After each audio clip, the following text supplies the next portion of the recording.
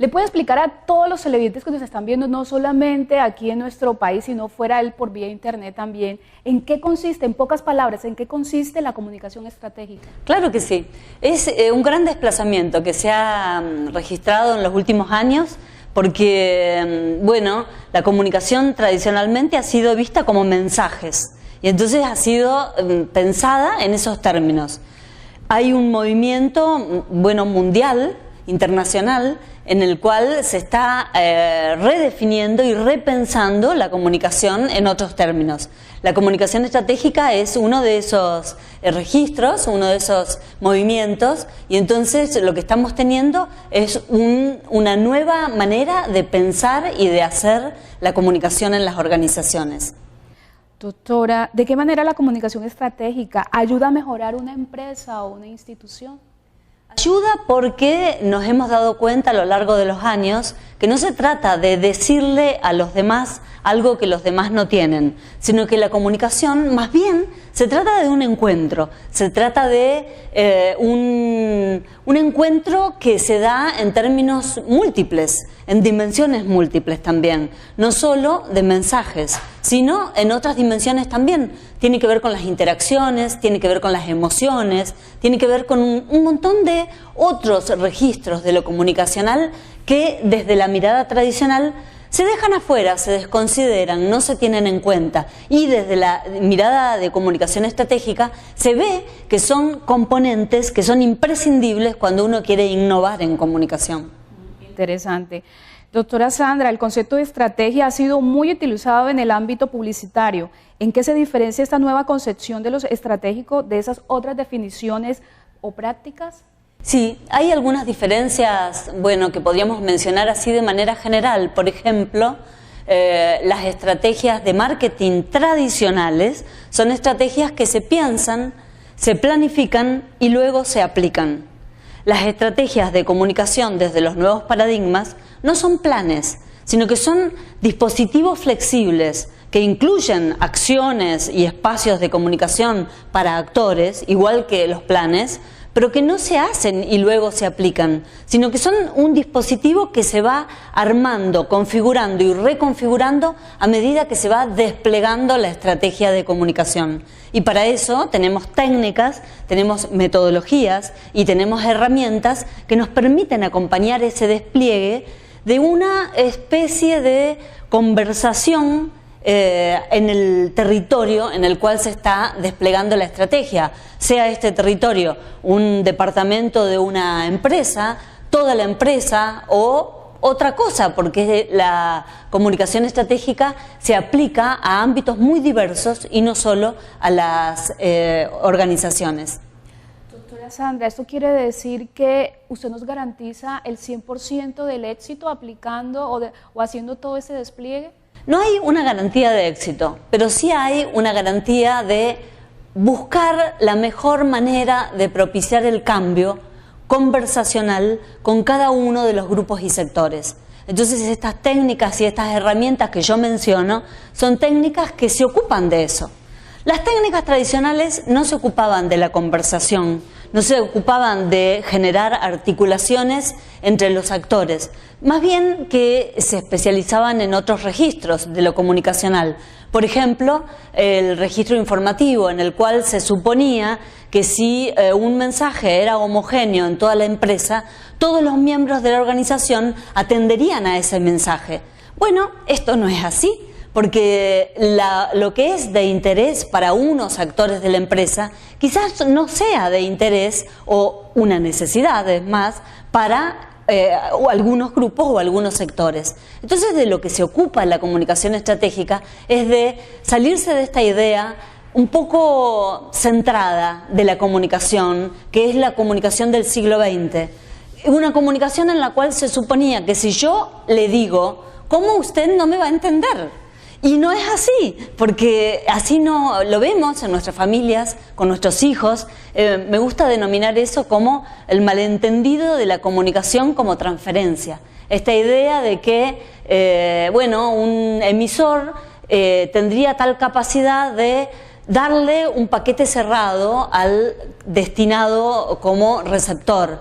Y no funciona de esa manera, el paquete cerrado no existe. Y yo digo, en nuestras familias, en nuestras casas, tenemos constancia de eso. No es suficiente con que yo le envíe un mensaje a mis empleados para que mis empleados respondan de la manera en que yo quiero que respondan. De ninguna manera. Ellos lo pueden, así es, ellos lo pueden interpretar de cualquier forma. Y no solo interpretarlo de cualquier forma, sino aún interpretándolo, igual que como yo lo estoy intentando enviar, siempre existe el fenómeno del completamiento, que es un fenómeno que ha sido como desconsiderado desde las teorías clásicas. ¿Qué es el completamiento? Bueno, constatar, tener la certeza de que al menos el 50% de lo que yo digo va a ser completado, el mensaje en todo caso va a ser completado por el receptor. Entonces, ¿qué derivaciones tiene eso? Que tan importante como lo que se dice es lo que la gente hace con lo que se dice. Y esto es un desplazamiento muy drástico en las formas y en las rutinas comunicacionales en las organizaciones. Porque en las organizaciones lo que se hacía tradicionalmente era distribuir mensajes y hacer sistemas en línea de control de los procesos. Bueno, eso no es que no sirva, a veces sirve. Cuando yo tengo que mantener un proceso tal como está, probablemente trabajar en la dimensión del dato, en la dimensión informativa, sea de utilidad. Pero cuando yo necesito cambiar lo que está, no es en esa dimensión como voy a lograr una transformación comunicacional. Allí es donde entra lo estratégico. Esta idea de que la comunicación siempre tiene dimensiones múltiples y que trabajando en un solo registro de la comunicación, como podría ser el registro de lo informativo, estoy como desperdiciando esta potencialidad existente en cualquier encuentro, que toda comunicación es un encuentro. Interesante, doctora Sandra. Doctora, en muchas organizaciones se menciona a la comunicación como un componente estratégico, pero que sin embargo en el área de comunicación no se trabaja estratégicamente. ¿A qué se debe eso? Bueno, se debe a muchas cosas. En particular quiero mencionar que ustedes aquí en Santa Marta tienen la gran ventaja de que en la Sergio Arboleda hay una especialización en comunicación estratégica. La primera en la costa Caribe. Eso, y me parece que la primera en Colombia, diría. Creo que no hay especializaciones en esta temática. Esta me parece que es una de las más antiguas. ¿Qué estoy diciendo?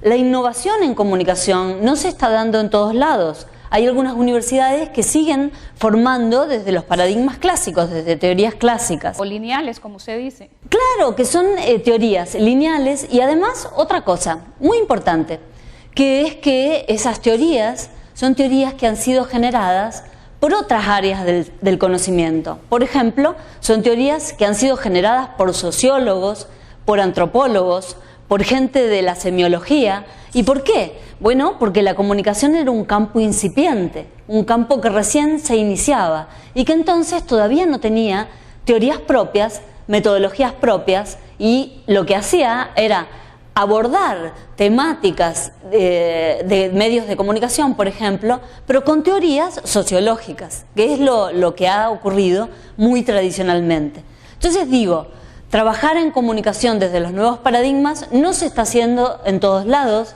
En Colombia hay algunas universidades, entre ellas la Sergio Arboleda, en donde sí ustedes tienen la oportunidad de hacerlo.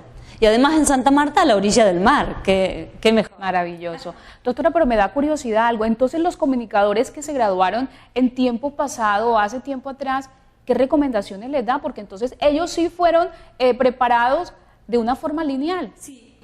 Yo recomendaría que actualicen sus conocimientos, porque si no están desaprovechando una posibilidad de competencias que tienen los comunicadores desde los nuevos paradigmas y que los comunicadores tradicionales no han sido formados en esas competencias. Entonces, ¿qué ocurre con esos comunicadores? Que no tienen más herramientas que las que les permiten trabajar en una o dos dimensiones, con suerte tres, de la cantidad enorme de dimensiones existentes en cualquier comunicación. O sea que ellos son ideales para que hagan la especialización. Sí, claro que sí, claro que sí, exactamente. Bueno, espero que nos estén escuchando. Doctora, ¿cómo visualiza el perfil de los especialistas en comunicación estratégica egresados de la Universidad Sergio Arboleda? Bueno, yo tengo el placer de dar clases, soy profesora invitada en la especialización, así que siempre les cuento que comparado, doy clase en muchos países, ¿no? Y entonces comparado con mi experiencia con alumnos de otras universidades, veo que los alumnos de la Sergio tienen dos características. Son muy inquietos y saben mucho de medios. Entonces, esas dos características son dos características muy, muy importantes a la hora de adquirir nuevas competencias. ¿Por qué?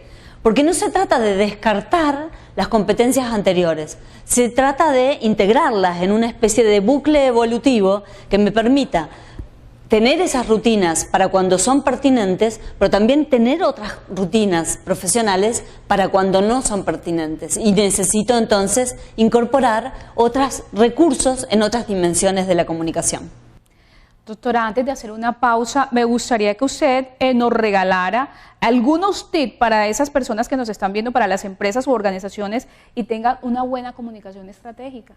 Bueno, yo siempre recomiendo que todos los cambios tienen que ser cambios graduales y tienen que ser cambios que no sean impuestos desde fuera. Entonces, si una empresa toma la decisión de trabajar en comunicación estratégica, mi recomendación es que haga una experiencia pequeña, que no empiece con toda la empresa, sino que empiece con una experiencia pequeña, que puede ser trabajar en un proyecto, que puede ser trabajar en un área, haciendo el despliegue de una estrategia comunicacional con todos sus pasos y con todas las técnicas que nos ofrecen los nuevos paradigmas.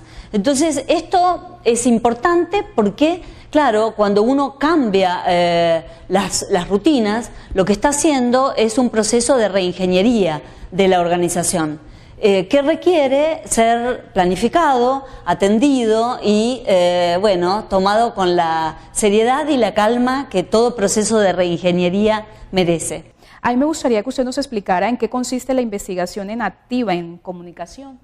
Con todo gusto. Es una nueva modalidad de investigación que estamos proponiendo para, bueno, a ver, como es sabido, la investigación clásica busca o describir o explicar.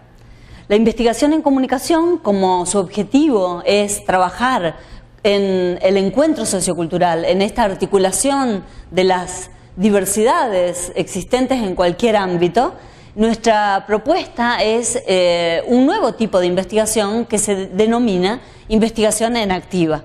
¿Y qué es la investigación en activa?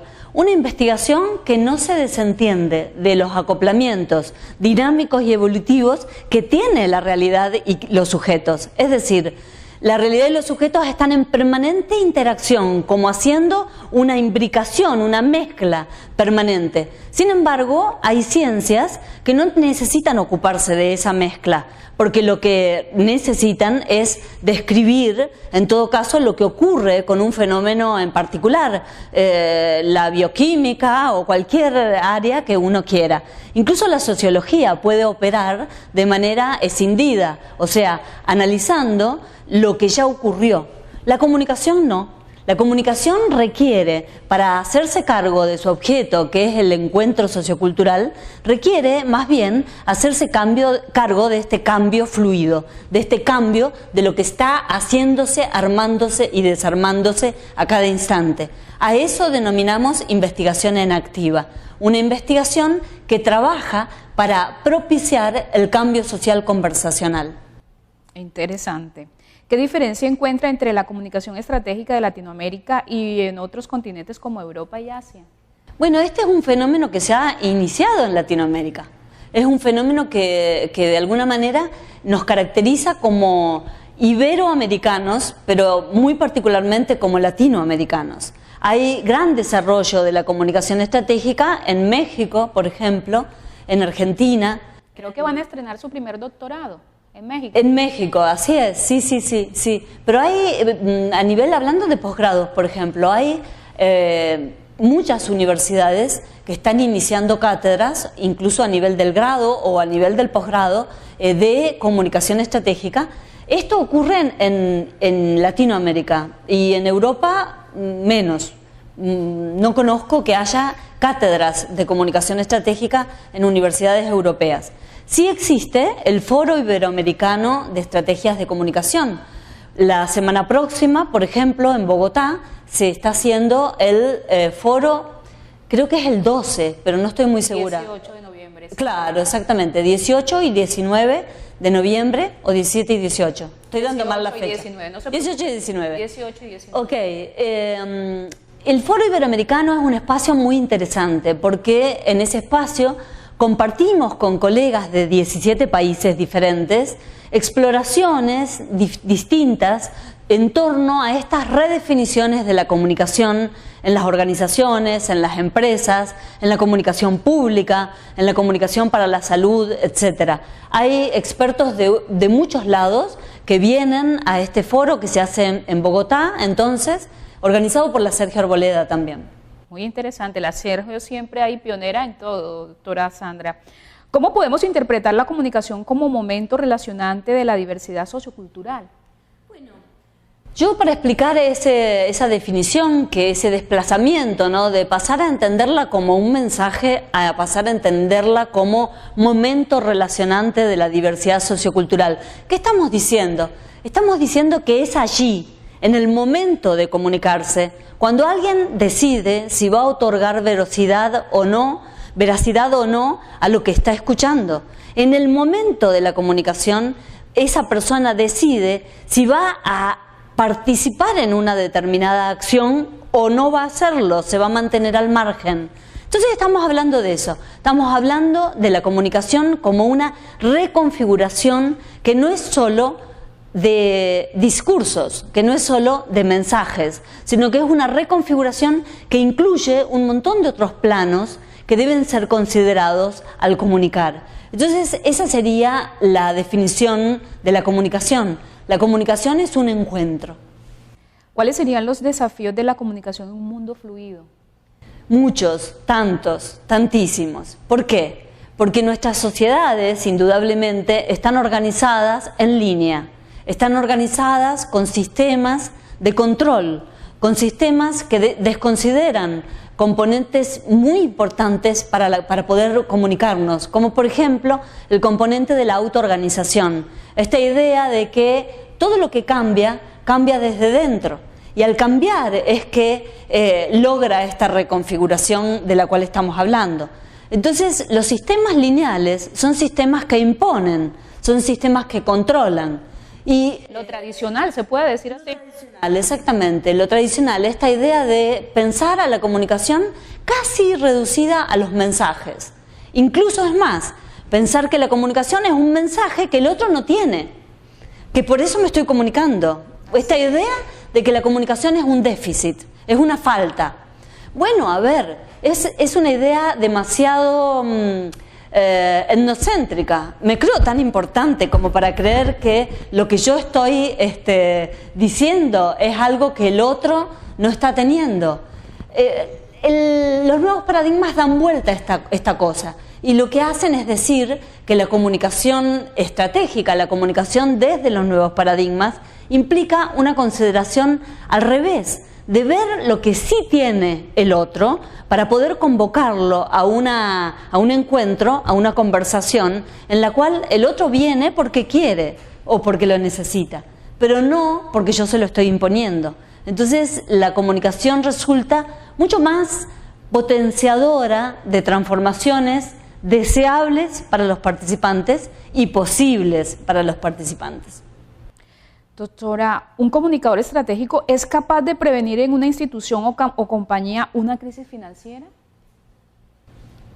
Si la institución tuviera en desarrollo una estrategia comunicacional sobre un componente económico, podría llegar a ocurrir. Sin embargo, la predicción no es el fuerte de la comunicación estratégica. Sí tenemos una capacidad prospectiva, porque lo que se hace con estas técnicas es planificar hacia adelante, trabajar en el futuro deseable y posible para todos los integrantes de la organización. En ese sentido, sí hay una capacidad prospectiva, pero no prescriptiva. ¿Por qué? Porque el mundo es fluido. Entonces ahí yo puedo pensar en un cambio posible, pero no determinado de manera única, que sería la condición necesaria para hacer una predicción.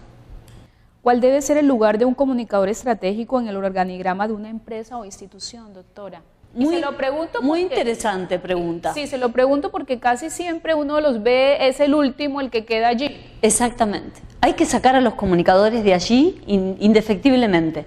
Porque un comunicador al final de la línea de montaje en una organización, sea lo que haga la organización, no importa lo que haga. El comunicador que está en la oficina de prensa al final, el comunicador que está en esa línea y está en la oficina de relaciones públicas o en la oficina de prensa, no tiene muchas posibilidades de salirse de este esquema de que él es el encargado de la transferencia. Entonces está como destinado a hacer transferencia. De lo que estamos hablando es justamente de que un comunicador que solo hace transferencia se está perdiendo la potencialidad de lo comunicacional, que es justamente la relación, el vínculo intersubjetivo, esta trama viva de actores transformándose mientras se comunican. Entonces, por eso me resulta muy interesante tu pregunta, en términos de que las empresas tienen que empezar a hacer ensayos para ubicar al comunicador estratégico en una función más gerencial. Dejar en todo caso algunos comunicadores más instrumentales, pero que en las empresas haya un comunicador que trabaje en el plano estratégico de definición de qué se hace, cuándo se hace y cómo se hace, a partir de herramientas que le permitan trabajar en este registro de multidimensionalidad y no solo de transferencia de mensajes.